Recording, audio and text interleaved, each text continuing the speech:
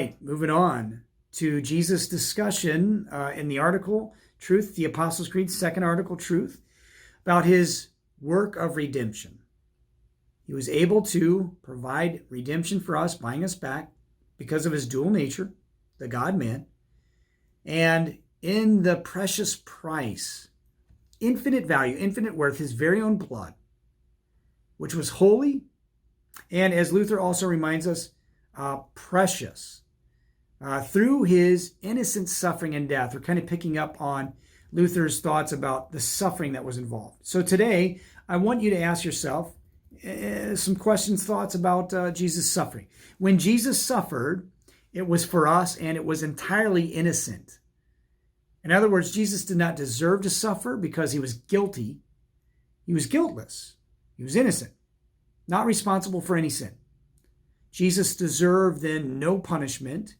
And in fact, only those who sin should suffer because suffering came because of sin.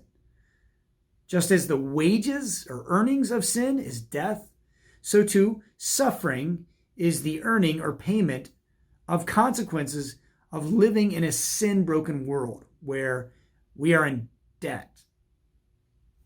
Take some time and list all the things you can think of which we suffer from. Maybe make a list, all the things you suffer from.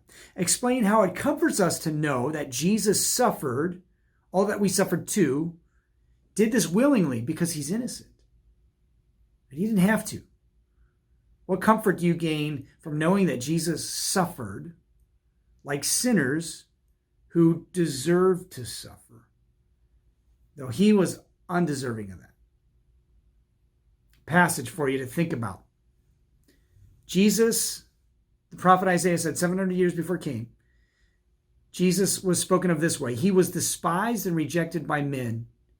He was a man of sorrows, acquainted with grief.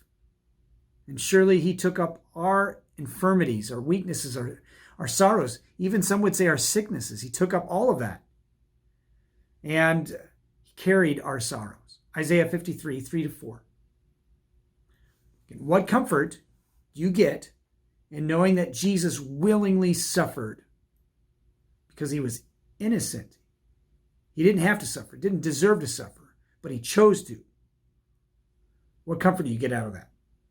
Blessings as you talk about this beautiful truth from the Apostles' Creed.